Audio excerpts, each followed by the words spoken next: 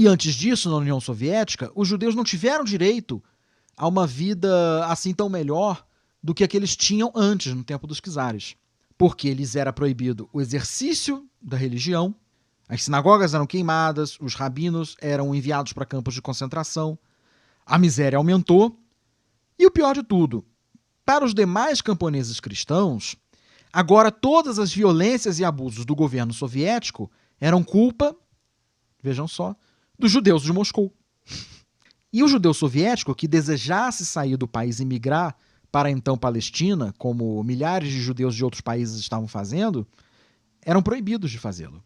Os soviéticos chegaram até mesmo a criar um Estado judaico na Sibéria, o Birobidjão, como forma de conter as aspirações sionistas dos judeus russos. Mas é mais do que óbvio, né, que quase ninguém quis saber daquele raio de Birobidjão lá na Casa do Chapéu. Se os sionistas estavam construindo sozinhos um Estado judeu no berço do judaísmo, que era então Palestina.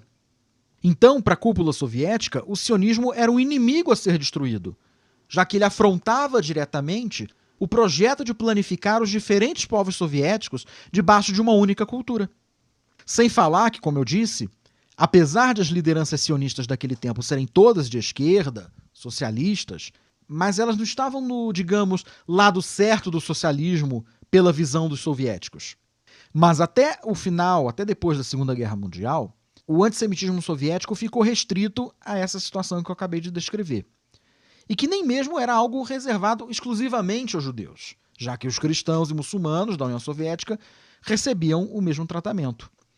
Mas foi justamente a concretização, o coroamento do objetivo do movimento sionista que fez o antissemitismo soviético aflorar e praticamente inaugurar uma nova fase da história da judeofobia, que é o antissemitismo de esquerda, que é esse antissemitismo que nós vemos todos os dias na grande imprensa e no meio acadêmico.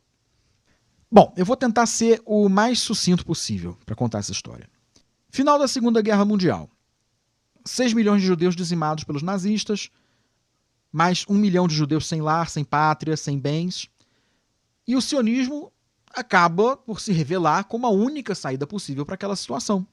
Os britânicos, então detentores do mandato palestino, fizeram de tudo para impedir a imigração em massa de judeus para a Palestina, que era, como eu disse, uma possessão deles.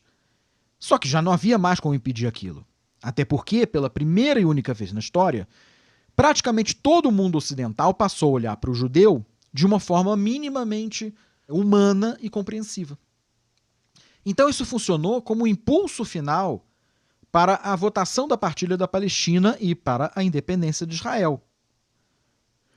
Com a qual, agora começa a parte interessante da história. Essa partilha da Palestina, os Estados Unidos quase que pularam fora, quase que eles votaram contra. E um livro que conta muito bem essa história, é um livro essencial que se chama Assim Nasceu Israel.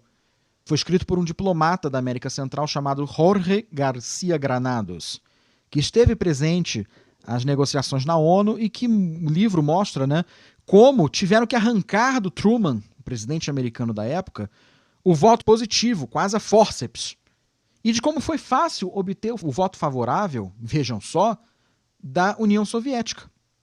Ué, mas você não acabou de dizer que os soviéticos vão inaugurar uma nova fase na história do antissemitismo? Sim. Mas a explicação para o voto positivo da União Soviética na partilha da Palestina e de algumas das atitudes da União Soviética nos primeiros anos de Israel é muito simples. Vocês já ouviram falar em criar problemas para vender soluções?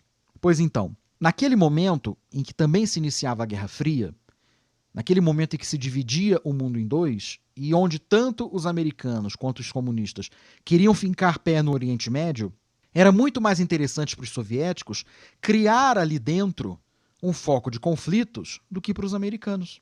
E foi exatamente por isso que o Truman não queria a criação do Estado de Israel, ao contrário de Stalin. Aliás, é bom que se preste atenção às razões ocultas de cada país no seu voto na partilha da Palestina.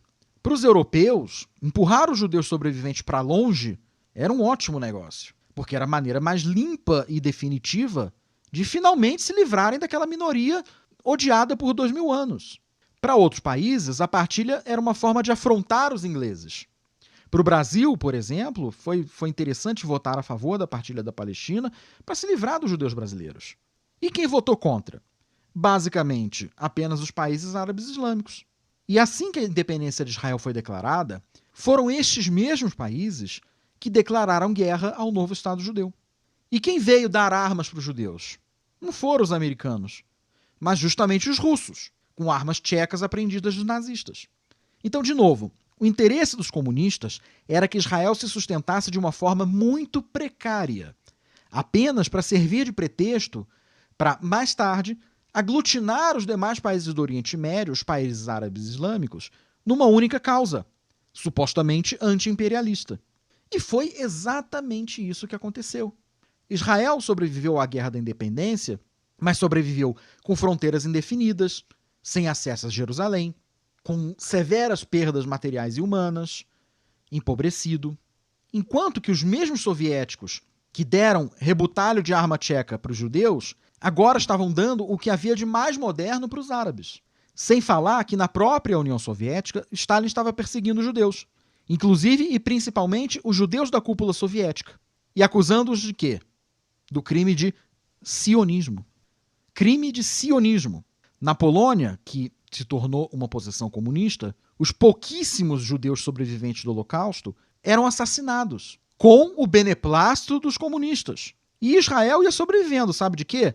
Dos cofrinhos de moedas que os judeus das Américas juntavam e doavam para as organizações sionistas, como o KKL. E quem quiser saber o que é o KKL, que procure na internet. Não vou descrever aqui, para a gente não perder tempo. Mas foram esses cofrinhos de moedinhas que sustentaram Israel nos seus primeiros anos. Aliás, desde muito antes, né, que já se usava essas doações do KKL, doadas pela classe média judaica, para se comprar terras dos árabes. Então cadê o tal do sionismo comunista, seu Loriel? Cadê os tais dos bilionários que se julgam a 13ª tribo? Isso é de um... Na boa. Isso é de um ridículo tão absurdo. E toda a narrativa antisionista que os soviéticos começaram a construir a partir dessa época e que culminou na criação da assim chamada sionologia, que foi o pretenso estudo do sionismo como um plano imperialista de dominação do Oriente Médio financiado por banqueiros judeus, acabou por gerar também o negacionismo do Holocausto, cujo primeiro propagador não foi nenhum neonazista, não, mas um militante trotskista francês chamado Paul Ressinier.